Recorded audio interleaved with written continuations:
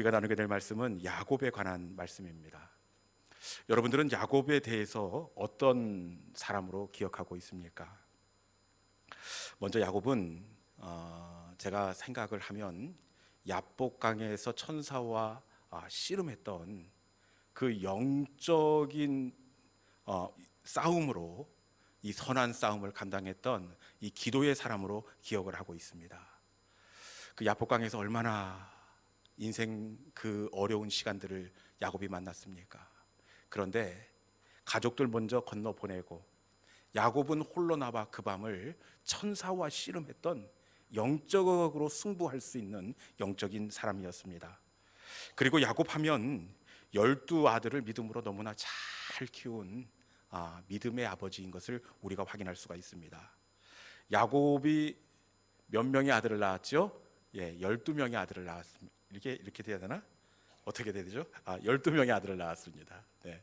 그런데 야곱이 낳은 12명 모두가 이스라엘 12지파의 조상이 되었습니다. 우리가 알고 있는 야곱은 너무나 아름답게 믿음의 걸음을 경주한 하나님의 사람입니다. 그런데 사실 원래 야곱은 이런 사람이 아니었습니다.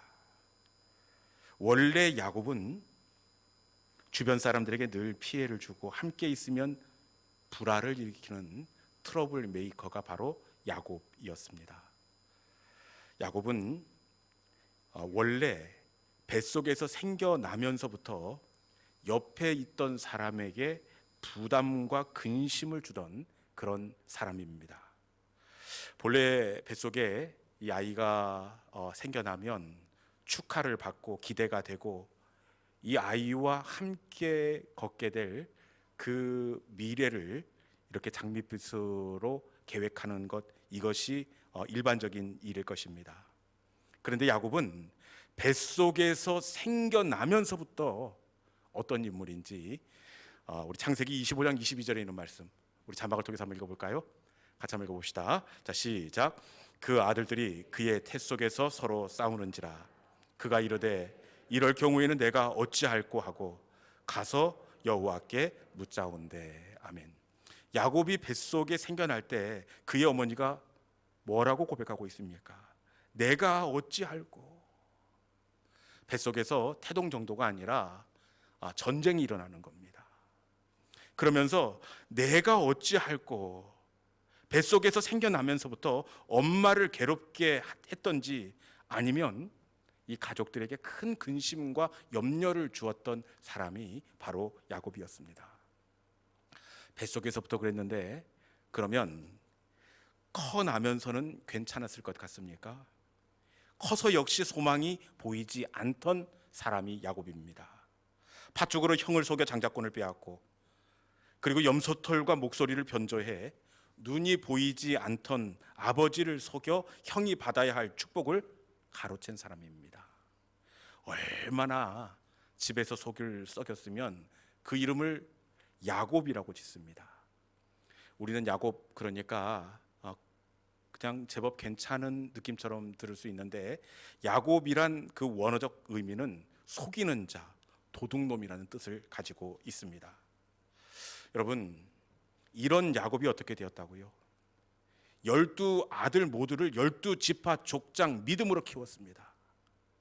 이런 야곱이 이후에 야복강에서 하나님과 씨름하는 믿음으로 승부하는 사람이 되었습니다. 도대체 변화될 것 같지 않던 야곱, 소망이 없던 야곱이 어떻게 이런 믿음의 사람으로 바뀔 수가 있었던 것일까요? 그 비결이 어디에 있는 것일까요? 그 이유가 바로 창세기 28장 17절 때문입니다. 우리 같이 한번 말씀 읽도록 하겠습니다. 자, 시작. 이에 두려워하여 이르되 두렵도다 이곳이여 이것은 다름 아닌 하나님의 집이요 이는 하늘의 문이로다 하고. 아멘. 야곱이 바뀌었던 그 근본 원인이 어디에 있습니까? 도저히 그 인생에 소망이 없었던 야곱이 달라질 수 있었던 것은 말씀해 보니까 다름 아닌 하나님의 집이요 이는 하늘의 문이로다 하고, 하늘의 문이 열렸기 때문입니다. 야곱이 바뀔 수 있었던 것은 바로 하늘의 문이 열렸기 때문에 그래요. 형 에서의 낯을 피하여 외삼촌 라벤의 집으로 가는 중간 베델에서 하늘의 문이 열리게 되었습니다. 이곳에서 열린 하늘을 통하여 하나님을 인격적으로 야곱이 만났기 때문입니다. 이전까지 야곱이 하나님을 몰랐던 것은 아닙니다. 아버지 이삭으로부터 하나님을 들었습니다. 그리고 할아버지 아브라함으로부터 하나님이 어떤 분인지 귀에 닳도록 듣고 들었습니다. 그런데 귀로 들었던 하나님은 나의 하나님이 아니라 그분들의 하나님입니다. 그런데 베델에서 하늘 문이 열리고 사닥다리를 타고 찾아오신 하나님을 만난 이후에 야곱의 인생은 완전히 180도 달라지는 인생이 될 수가 있었습니다. 여러분, 변화는 하늘 문이 열려야 하는 줄로 믿습니다. 하늘의 문이 열리고 내가 인격적으로 하나님을 만날 때, 그때 그가 어떤 사람이든 그날이 어떤 날이든 그가 새롭게 태어나는 날이 되는 줄로 믿습니다. 여러분, 초대교회에 핍박을 가했던 사울을 한번 생각해 보십시오. 이 사울, 전혀 소망이 없었던 사람입니다. 혈기가 등등했던 사람입니다. 그런데 이 사울이 어떻게 변화될 수가 있었습니까? 그건 역시 다메섹 도상에서 하늘이 열렸기 때문인 줄로 믿습니다. 사울아, 사울아, 내가 어찌하여 나를 핍박하느냐? 열린 하늘문 사이로 찾아오신 주님을 만난 다음 사울은 깨지게 되었고 완전히 변하여 새 사람이 될 수가 있었습니다. 변화는요, 주님을 만날 때만 가능합니다. 주님을 만날 때 습관이 변하고 말투가 변하고 내 관심이 달라질 수가 있습니다. 제가 보니까 세상에서 가장 어려운 게 바로 변화입니다. 그런데 그 어려운 변화 역시 주님을 만날 때에 변화되고 새롭게 바뀌게 될 줄로 믿습니다.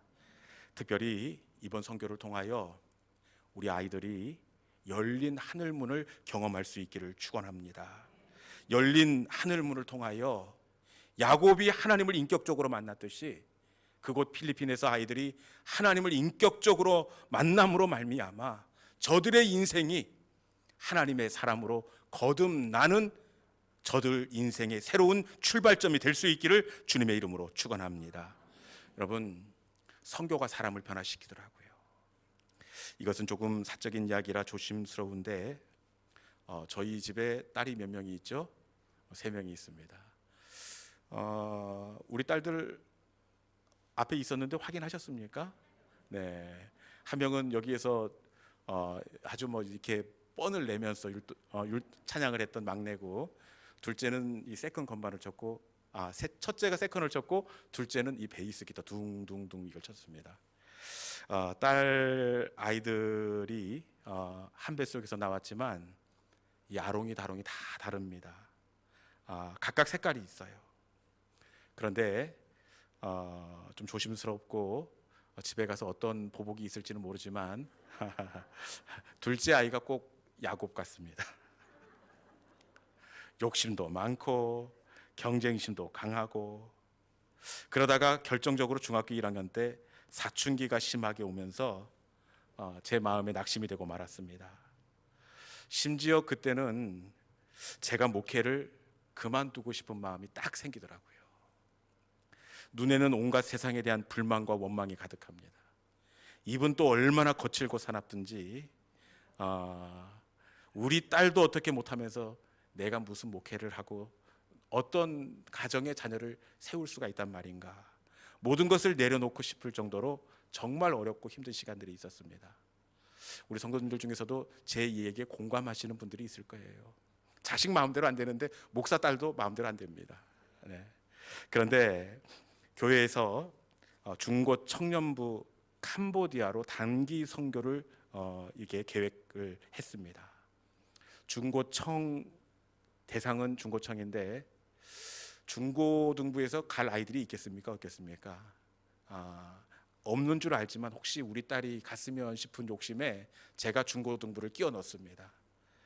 끼워 넣었지만 야 은결아 같이 가자, 이 말씀을 제가 꺼낼 수가 있겠습니까?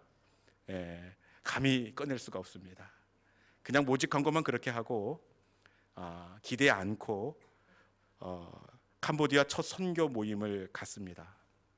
그런데 그 교육관 새벽 예배 기도실이 있는데 그 문을 열고 제가 다시 닫고 나와서 제 사무실에서 엎드려서 뭐 하는 겁니까? 어깨가 들썩들썩 지금 울고 있는 겁니다. 아유, 그날 제가 얼마나 울었든지.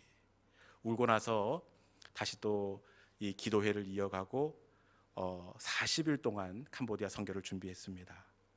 그렇게 준비한 이후에 캄보디아 선교를 나아가게 됐는데, 이 캄보디아에서 이 아이에게 하늘 문이 열리게 되었습니다. 어려운 선교지의 상황을 보고 느낀 바도 있었을 테고, 그리고 이 선교지에 가면 선교도 선교지만 저녁 시간에 우리끼리 끌어안고 기도하는 그 시간이 참 좋습니다. 밤마다 뜨겁게 찬양하고 껴안고 얼마나 눈물을 흘리며 기도했던지 캄보디아 앙스와이에서 하나님의 은혜를 이 아이가 경험하게 되었습니다. 이때 비행기 타고 김포공항, 인천공항에 내렸는데 눈에 도끼가 빠졌더라고요. 입이 부드러워지고, 그리고 갔다 와서 공부도 얼마나 잘하든지 제가 좀 자랑 좀 할게요. 이때는 이번에 서울에 있는 아주 좋은 대학에 들어가게 되었습니다. 할렐루야입니다. 네, 여러분 이번 선교가 하늘 문이 열리는 시간이 될 수 있기를 축원합니다. 아이들 가운데 하늘 문이 열리고, 그리고 우리 교회 가운데는 기도의 문이 열리고, 그리고 우상에 쩌들어 있는 필리핀 땅에는 복음의 문이 활짝 열리는 이번 선교가 될 수 있기를 주님의 이름으로 축원합니다. 보통 이 단기 선교를 떠날 때쯤 되면 이 선교 팀원들이 함께 모여서 우스갯소리로 이번 선교에서는 과연 누가 개를 탈 것인가, 이번에 개 탈 사람이 누구인지 이렇게 함께 이야기를 하게 됩니다. 선교지에 가면 참 신기하게도 해년마다 들어가지 않을 것 같은 생고구마 같은 아이인데 그곳에서 완전히 뒤집어지는 그런 일들이 있는데, 이번 선교에서는 아무래도 서로들 자기가 이번에는 개를 타야 한다고 그렇게 우스갯소리를 하면서 욕심을 내는 그런 모습들을 보게 됩니다. 여러분, 우리 선교팀 이렇게 보니까 이번에는 누가 개를 탈 것 같습니까? 저는 우리 준성이, 한성이가 개를 탔으면 좋겠습니다. 그리고 우리 지율이도 개를 타고, 제가 이렇게 얘기해 놓고 또 제가 개를 탈지 않을까 모르겠습니다. 네, 여러분, 선교는 선교지에 나아가는 선교 팀원도 복이지만 파송하는 교회도 여러분 은혜가 넘치게 되어 있습니다. 선교지를 기억하고 기도할 때에 우리 교회에 다시금 기도의 불씨가 옮겨 붙을 수 있기를 축원합니다. 이번 선교를 위해서 기도할 때는 다른 기도 없습니다. 주님, 개를 타게 해 주십시오. 목사님도 개를 타고, 우리 지율이도 개를 타고, 성호도 개를 타고, 하나님, 선교팀원 모두가 개를 타고 돌아오는 이번 선교가 되게 해 주옵소서. 그렇게 기도해 줄 수 있기를 바랍니다. 여러분, 이 아이들이 변화돼서 돌아와 오면 우리 교회가 어떻게 될지 모릅니다. 지금도 넉넉한데 이 아이들 가운데 불이 들어가 보십시오. 우리 교회가 더욱더 성령으로 활활 타오르는 사랑의 공동체가 되게 될 줄로 믿습니다. 우리 아이들을 위해서 기도하시고 또 기대하시는 우리 모든 믿음의 성도들이 될 수 있기를 주님의 이름으로 축원합니다. 이 시간에 우리 함께 말씀을 붙잡고 선교팀을 위해서 기도하는 자리로 나아가기를 원합니다. 우리 하늘의 문을 여서서 우리가 함께 찬양할 텐데, 이번 선교의 주제가 하늘의 문을 여서서입니다. 여러분, 하늘의 문이 열리면 우리 하나님이 그들을 만나게 되어 있고, 하나님이 만져주시면 그들의 인생이 뒤집어지게 되어 있습니다. 하나님, 이들을 주목하여 주시옵소서. 주님, 이들을 만나 주시옵소서.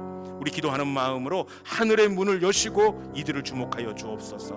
우리 임재 함께 찬양하도록 하겠습니다.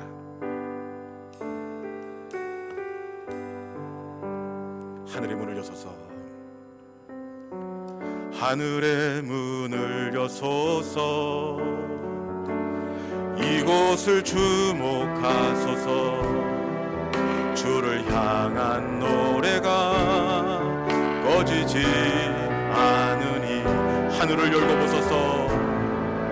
하늘을 열고 보소서. 이곳에 임재하소서. 이곳에 임재하소서. 주님을 기다립니다. 기도의 향기가 하늘에 닿으니 주여 임재하여 주소서. 이곳에 오셔서 이곳에 앉으소서. 이곳에서 드리는 예배를 받으소서. 주님의 이름이 주님의 이름만이 오직 주의 이름만 이곳에 있음. 다시 한번 할까요? 하늘의 문을 여소서. 하늘의 문을 여소서. 이곳을 주목하소서. 이곳을 주목하소서. 주를 향한 노래가 꺼지지 않으니 하늘을 열고 보소서. 하늘을 열고 보소서. 이곳에 임재하소서. 이곳에 임재하소서. 주님을 기다립니다. 기도의 향기가 하늘에 닿으니 주여 임재하여 주소서. 이곳에 오셔서 이곳에 앉으소서. 이곳에서 드리는 예배를 받으소서. 주님의 이름이 주님의 이름만이 오직 주의 이름만 이곳에 있음. 이곳에 오셔서 이곳에 앉으소서. 이곳에서 드리는 예배를 받으소서. 주님의 이름이 주님의 이름만이 오직 주의 이름만 이곳에 오소서. 이곳에 오셔서 이곳에 앉으소서. 이곳에서 드리는 예배를 받으소서.